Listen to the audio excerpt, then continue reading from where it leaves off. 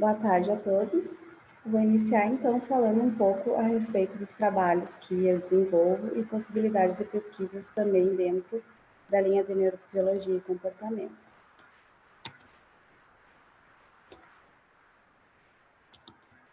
Bem, acho importante falar um pouco a respeito da minha formação, já que eu sou a professora mais recente aqui, né, vinculada ao PPG. Eu entrei, então, no programa, fui vinculada na metade do ano passado. Eu sou fisioterapeuta, formada aqui pela Unipampa, então fiz meu mestrado e doutorado em bioquímica, sob orientação da professora Pamela Carpes, juntamente com um grupo de pesquisa em fisiologia, e posteriormente realizei um segundo doutorado em fisiologia no programa de ciências fisiológicas da UFRGS, também trabalhando nessa linha juntamente com a professora Pamela. Atualmente, então, estou trabalhando junto com o grupo de professores da fisioterapia aqui da Unipampa e sou responsável pelo laboratório de recursos eletrotermofototerapêuticos. Também sou responsável por essa disciplina, que é responsável, então, por mostrar para os alunos todos os equipamentos utilizados para, como recurso, né, auxiliar para o tratamento fisioterapêutico. Bem, falando então um pouco a respeito do trabalho desenvolvido junto ao grupo de fisiologia, grupo de pesquisa em fisiologia com a professora Pamela, eu vou falar um pouquinho aqui para vocês. Eu trouxe como que eu desenvolvi algumas pesquisas e as áreas que eu tenho mais experiência. Então, eu trabalhei com a neurobiologia da memória. Essa parte, né, da investigação, ela é feita basicamente com modelos animais, e o nosso foco é o estudo da memória. Então, como a professora Pamela comentou anteriormente, a gente trabalha com basicamente dois tipos de memória, que é a memória aversiva e a memória de reconhecimento. Então, só para mostrar para vocês, a Pamela comentou, né, anteriormente, em modelo animal nós utilizamos a tarefa de esquiva inibitória para mimetizar uma memória aversiva em humanos. O que seria uma memória aversiva? Uma experiência que não é agradável. E essa experiência ela pode se tornar traumática. Então, por isso a importância de investigar esse tipo de memória e estratégias para trabalhar com ela. E outro tipo também de memória é a memória de reconhecimento, que é a habilidade que nós temos em comparar algo já aprendido com uma situação nova, então reconhecer também experiências e lugares, por exemplo, baseado a essas experiências. Como a professora Pamela comentou, essa tarefa em modelo animal, ela é realizada, essa aprendizagem ela é realizada por meio da tarefa de reconhecimento de objetos. Essa imagem aqui, pessoal, ela traz, ela demonstra, então, o cérebro de um rato. O cérebro de um rato, né, que é o nosso meio de investigação desses processos. Aqui vocês podem observar, então, uma imagem onde demonstra um corte histológico, e nós conseguimos observar aqui essa região, que é a região do hipocampo. Mais anteriormente, a gente tem outras regiões, e aqui a gente consegue observar, então, o córtex pré-frontal, com as regiões pré e infralímbico. Por que eu demonstro essas imagens, pessoal? Porque, como já foi falado anteriormente, uma das coisas que a gente mais utiliza nesses experimentos comportamentais é a manipulação farmacológica. Então, o que a gente faz? A gente acaba submetendo o animal a essa cirurgia estereotáxica, justamente para a implantação de cânulas em regiões específicas do cérebro. Aqui vocês podem observar a implantação de cânulas, por exemplo, na região CA1 do hipocampo, e aí, a partir disso, eu consigo fazer a infusão de fármacos e, dessa forma, manipular os sistemas, as regiões cerebrais, e assim estudar mecanismos envolvidos nesses processos mnemônicos. Eu trabalhei basicamente com 3 fenômenos relacionados à memória, que é a persistência, a extinção e a generalização. A persistência, então, como já foi falado também, ela está relacionada a quanto tempo vai durar um aprendizado. Ele pode durar dia, meses ou anos. A extinção, contrariamente ao que o nome sugere, ela não está relacionada a apagar uma memória, mas sim está relacionada a um novo aprendizado. Então, por exemplo, se eu tenho uma memória aversiva, uma memória de medo, a extinção era muito utilizada como tratamento para transtornos, por exemplo, do estresse pós-traumático. Então, a extinção vem a ser um novo aprendizado que se sobrepõe a esse aprendizado original. Então, esse novo aprendizado, ele demonstra que ele vai ter um sentido oposto, por exemplo. Se eu tenho um trauma relacionado a um acidente automobilístico com um carro preto, eu sempre vou ter medo disso e, consequentemente, eu vou ensinar, ou a extinção vem a ser esse novo aprendizado, que nem sempre que eu entrar em um carro preto ou num carro escuro, eu vou sofrer esse acidente. Então, isso permite que um indivíduo que tenha esses problemas relacionados a transtornos pós-traumáticos mantenha uma vida normal. E outro processo também é a generalização. Como a professora Pamela comentou, nós utilizamos a generalização a todo momento, isso é bom, comparar ambientes, experiências com experiências prévias, só que quando isso está relacionado a memórias traumáticas, aí acaba sendo um fenômeno não tão bom, porque eu vou acabar desenvolvendo medo, ambientes que são similares ao evento traumático. Então, nesse processo de memórias aversivas, essa generalização, ela não é interessante. Então, esses trabalhos, pessoal, eu desenvolvi todos com orientação da professora Pamela, mas tive ajuda, então, dos meus, na época, alunos de iniciação científica, que foi a Karine, o Benhur, o Richelle e o Marcos. Então, eu vou trazer para vocês alguns trabalhos que desenvolvemos. Relacionado à persistência, então, nós fizemos um trabalho relacionado ao uso do medicamento chamado metilprednisolona, que é um fármaco, um corticoide, e nós utilizamos, então, um tratamento crônico e conseguimos descobrir o quê? Que a utilização desse medicamento causa efeito dose dependente em relação ao processo mnemônico. Então, as doses baixas, elas são capazes de promover uma persistência da memória. Então, os animais que realizaram testes avaliados até 14 dias, essa memória persistiu, enquanto que os animais que não tomaram o medicamento, essa memória persistiu somente 7 dias.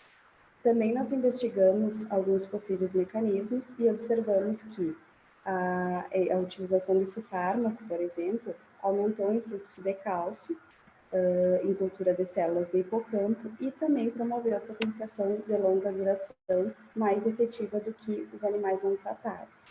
Então, nós demonstramos que esse fármaco em doses baixas promove essa persistência e que existe esse mecanismo por trás envolvendo o influxo de cálcio, culminando então com a potenciação de longa duração, que é um fenômeno muito importante, né, digamos que crucial para que haja a formação da memória de longa duração.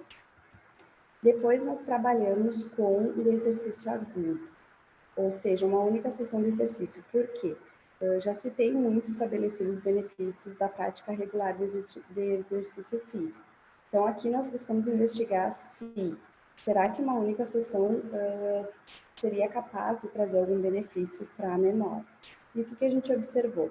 Que uma única dose, uma única sessão de exercício, quando administrada, quando feita, uma janela de consolidação da memória, ou seja, após esse aprendizado dentro dessa janela, a gente consegue fazer com que essa memória persista até 21 dias.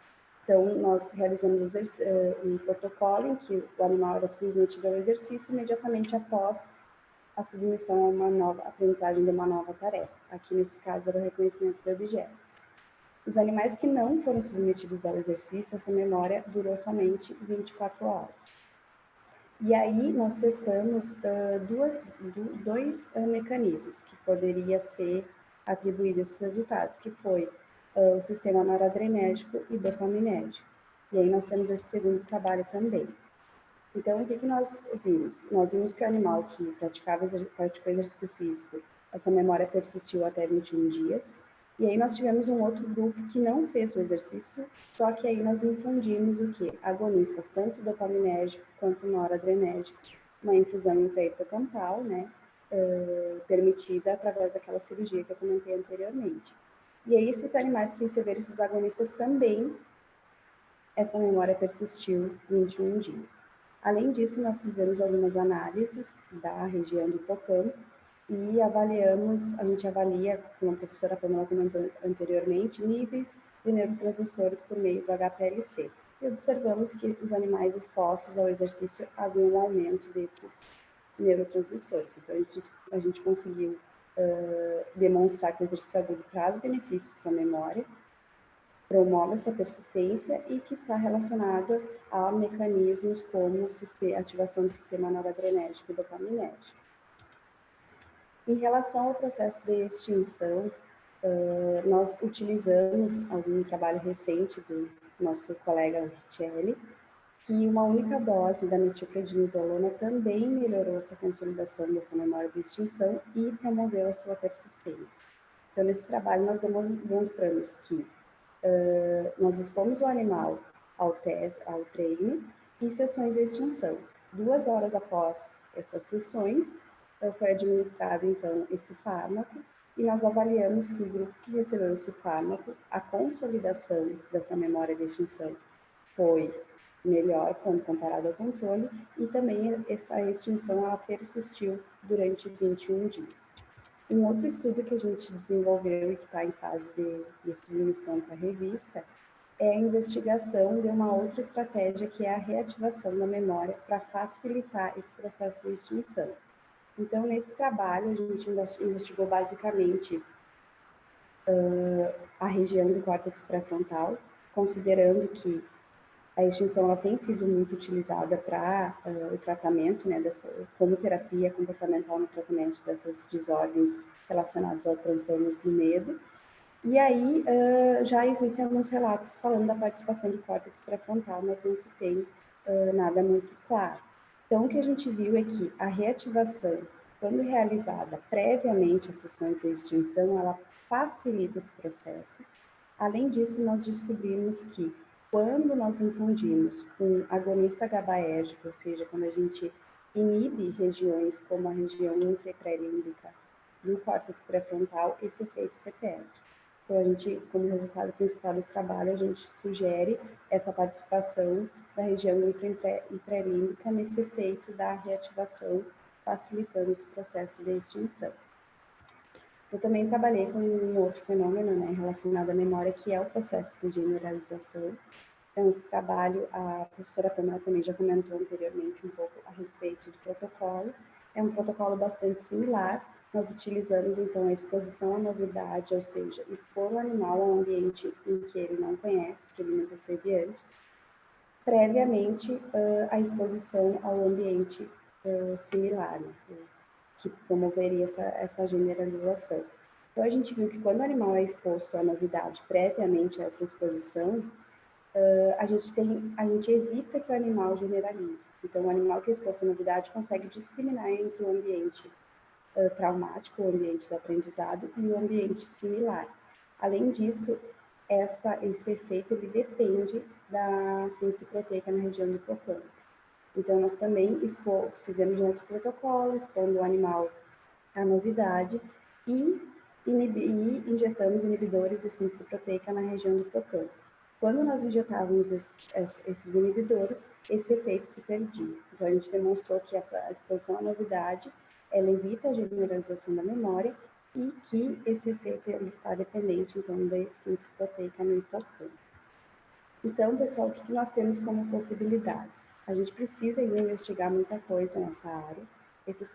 Alguns trabalhos são trabalhos que trazem dados que são relativamente novos e que se não se tem muito sobre eles na literatura. Então, é importante investigar essa aplicabilidade e trazer dados novos, como, por exemplo, alguns mecanismos envolvidos tanto no efeito da reativação na extinção, quanto o envolvimento das regiões do córtex pré-frontal, mecanismos envolvidos nessa facilitação da novidade na generalização. Como a professora Pamela comentou, um trabalho da Karine já demonstrou o envolvimento do sistema dopaminérgico e noradrenérgico, mas ainda assim há outras possibilidades de investigação e também os efeitos subjacentes, né, da promoção da persistência da memória por meio da metilprednisolona. Também há possibilidades de estudo com os efeitos dessa sessão única de exercício físico sobre o processo de extinção e também a realização de uma pesquisa translacional, onde pode-se buscar avaliar esse efeito de uma única sessão de exercício físico após uma aprendizagem, por exemplo, em humanos, por exemplo, no cenário, né, de escolares. Ainda assim, falando sobre a aplicabilidade desses achados, levando para um ambiente, né, para os humanos, a gente pode também avaliar essas outras estratégias, como o uso da novidade e também da reativação da memória como facilitadores no processo de aprendizagem. Além disso, eu estou desenvolvendo alguns projetos, esses projetos ainda são recentes, vinculados, né, ao Laboratório de Recursos Eletrotermofototerapêuticos. Por enquanto, nós estamos trabalhando sobre o uso, principalmente das correntes, tanto para tratamento estético quanto para tratamento, recuperação do processo pós-fadiga e também alterações musculoesqueléticas e tegmentares. Então, junto comigo nesses trabalhos estão comigo os alunos, a Sara, o Leonardo e o Thiago. Então, a gente está trabalhando principalmente o uso, especificamente, né, o uso da eletrolipólise no tratamento do fibroedema geloide, que é a famosa celulite.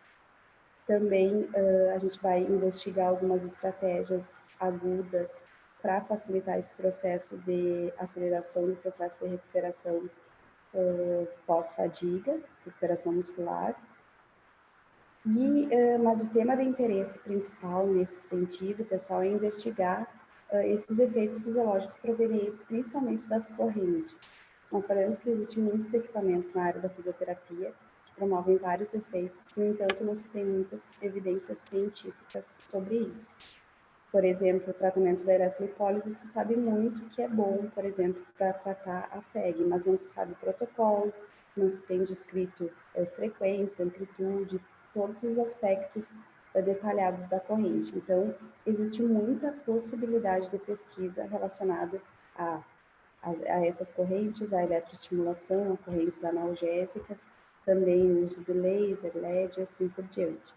Então, são algumas possibilidades de estudo dentro também desses processos neurofisiológicos.